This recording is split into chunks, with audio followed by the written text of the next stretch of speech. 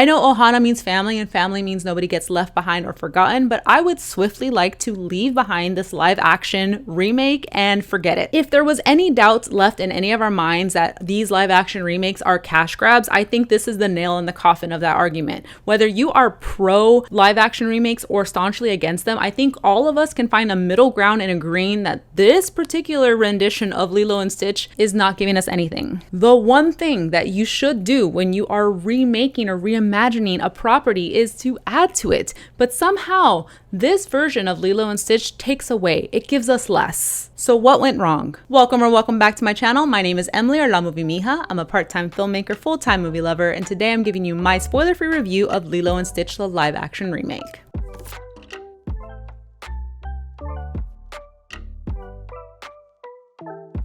The story of Lilo and Stitch has always been an underdog story. The animated version came out in a time when animation as a whole was shifting over into the fully digital realm. So to think that a hand-drawn, like rounded character style animated movie was going to break any ground or get the kind of attention and love that it got is just phenomenal, and it's part of the Lilo and Stitch lore. It is such a weird little movie. It is visually striking, and it has such odd characters that we're not used to seeing in Disney properties. The music and the setting, everything about the movie is so charming, and to know that it was like an underdog ragtag group of animators that made it happen just makes it all that much more special. So to think that now we are getting a concerted effort to bring to life this animated property into a live action scenario, and that there were people who were in a room making these decisions knowing that we were going to go out and see this in theaters, knowing that we already have a built-in audience. It's already served up on a platter. All we have to do is at least one-to-one copy what is in the animated version and put it in the live action world. But no, they decided that we are going to shave off all the parts of that movie that made it miraculous. And those, for me at least, those two biggest things that the animated version has going for it. There's many things to celebrate about that movie, but the two biggest factors you need to nail in this live action remake are 1, the visuals, and 2, the story. And on both accounts, this movie just does not deliver. Lilo and Stitch tells the story of a lonely Hawaiian girl who befriends a runaway alien helping to mend her fragmented family. The film is directed by Dean Fleischer Camp, and it stars Sydney Agadong, Maya Kealoha, Tia Carrere, Zach Galifianakis, Billy Magnuson, Chris Sanders, Kaipo Duduit, Courtney B. Vance, Hannah Waddingham, Jason Scott Lee, and Amy Hill. My biggest hurdle in appreciating and accepting live action remakes is that animation in itself is so beautiful, so visually stunning, and there are some things that just feel right for the animated world. Like the space that you are in an animated, hand-drawn or CG world is so different than real life.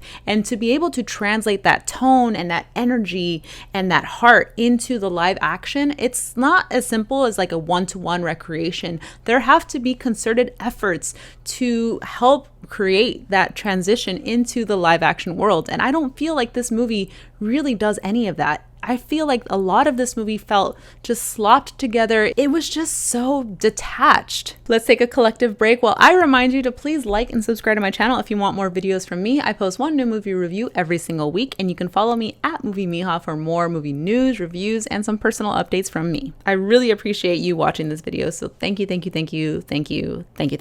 From the visual presentation to the performances to its overall feeling that it gives the audiences, save for a few key moments that, I'm sorry, Stitch is cute no matter what setting you put him in, and in the live action he's probably even cuter than you could have ever imagined. And the same goes for Lilo. The actress who plays Lilo, magnificent. So seeing them in the live action world, it's hard to have a stone cold heart because they are so adorable together, and I really love the actress that they cast. She did a phenomenal job capturing the spirit and the energy of Lilo, but everything else,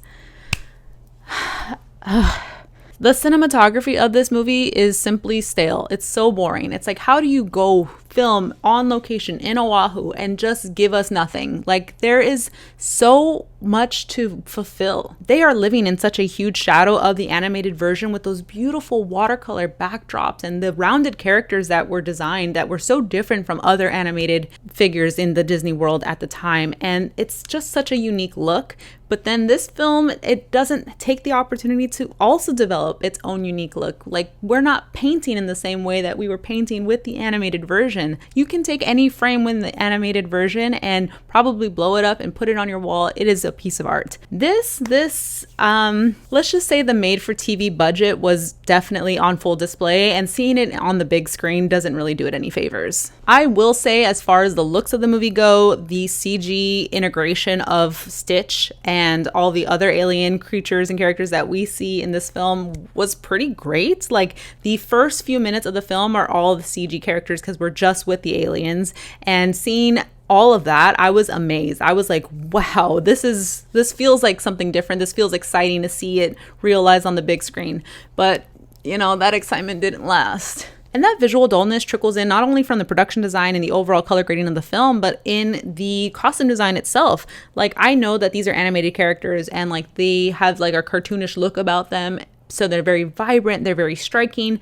And I get it. They're trying to ground these characters in reality. But we're losing a lot of the fun and the essence of those costume designs as well. And it just makes it for an overall watered down experience of the original. What's more is that there are some iconic sequences in Lilo and Stitch. Whether you've seen the movie 1,000 times or simply once, I know collectively we have an idea of what those iconic scenes are. They have songs that go along with them. Like, one of them is the iconic surfing scene. And I was like thinking, going into this movie, if they at least give us some cool visuals in the water with the surfing and like they do something remarkable, like I'll be really excited to see some surf stunts and see something come together in this live action version. Not even that. And it's like, what? At that point, I think I was about to give up, because that is just communicating to me that we are just throwing things together and hoping it works. And we're just banking on our collective nostalgia and appreciation for what those animators, those ragtag group of animators put together 20 some years ago, and putting forth this opportunity to cash in without giving it any chance to be fantastic, without giving any consideration to the heart and soul that should belong in this movie. So that covers the visuals. Let's talk a little bit about the story. And again, this video is going to be spoiler free, but I need to talk about the fact that there are some changes in this live action remake that make the character development across the board for all characters. I feel like every character was hindered in the choices that were made in the live action remake. Every character is a dulled down version. Their character arcs are just, I don't understand why we made these changes. I think at some point they were just trying to make changes for the sake of them.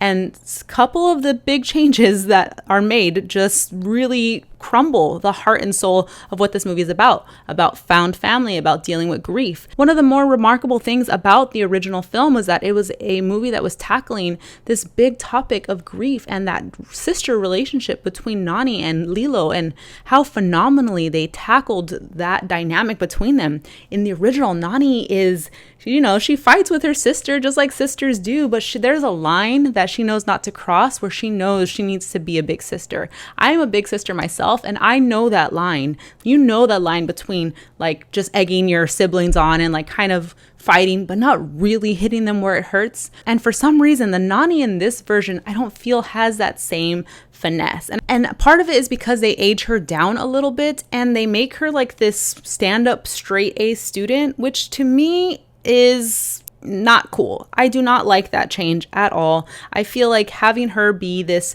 straight A student who's into marine biology just kind of is counterintuitive to her being so put off by Stitch. If she was a straight A woman in STEM, aspiring like scientist, she would not be so apprehensive about interacting with Stitch. And so it kind of just flips that dynamic on its head, but it doesn't address it. Like, they just kind of swapped in some like backstory for Nani, but they don't really let that trickle out to the rest of the story. Next up in order of things that piss me off is Jumba.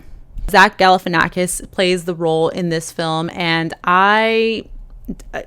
he completely phoned this in. Let's be real. Like, I wish they would have given this to a hungry comedic actor who just wanted to throw themselves into the role, not Zach Galifianakis, who was just gonna be himself as Jumba. Like, it was so underwhelming, not entertaining, and it just like really drove home how phoned in all of this was. And if you are a fan of that character, be warned, because That's all I can say. And last thing, in order of things that really tore me up watching this movie, was how they handled the character of Stitch. Yes, Stitch is a little monster, but he has a character arc, and it is deeply ingrained into the grief arc between the sisters and how they're trying to navigate their lives without their parents. And the idea of found family is such an integral part to this story. Like, it is so essential that you're talking about people who feel like they don't belong, who act out and feel hurt, and because they do bad things, they think they are bad people. But the original story drives home the idea that you are not your actions and that you deserve family no matter what. How do you mess that up? How do you mess that up? You can watch this movie and find out, because they made the choice to make Stitch less of the person that he is, less of the character that he is, and we do not get that full connection between that main storyline of grief and his search for belonging. And that is the biggest travesty of all. I would be remiss if I did not underline and bold at least some of the positive parts of this movie, one of which being the star, Maya Kealoha. Phenomenal. As a 6-year-old Lilo, she's spunky. She strikes the right energy of that like angry, misunderstood baby, and I loved her in this role. She was 10 out of 10. It was also very heartwarming to see Amy Hill, who plays Tutu in this film, and she was originally Mrs. Hasagawa in the animated version. She is so cool in this movie, and I loved the new character that she gets to play. And shout out to Tia Carrere, who is the original voice of Nani. Getting to see her as well be part of this live action remake really was heartwarming, and those collection of actresses were standouts for me. And shout out to Billy Magnuson. Him against Zach Galifianakis's like phoned in performance. I mean, Billy came to play. Zach, I don't know what he was doing, but Billy as Bleakley will allow it. All in all, I feel disappointed by this movie, and I understand that they're all probably going to be cash grabs. Like, duh, Emily, you should have seen that one coming. But I think the apparent lack of vision, of care and thought and direct connection to the original film is really hurtful, because that was such an underdog movie. That movie shouldn't have been as successful, and this has all the tools in play. Even though it has a smaller budget, it's not an indie film. 100 million is still a lot to work with there, but I feel like Disney productions left this one out to dry again, not giving the proper budget, time, and care into a property that people are hungry for, and they're just saying that's good enough. Go ahead, let it out. It's going to make money anyway. And I think that kind of energy about this movie is what really hurts. So do I recommend that you watch this movie in theaters? I really don't. And I'm always so nice on here. I'm saying, yes, go check it out. You'll find your people. You'll find there's definitely going to be something to love about this movie. But this one, I have to staunchly say no. When you have the live action at home on DVD, on VHS, or on Disney Plus, watch it at home, embrace that one, because this one is just like a watered down, diluted version of that. All right, that is all for Lilo and Stitch. Thank you again so much for watching my video. I'll see you next time. Bye.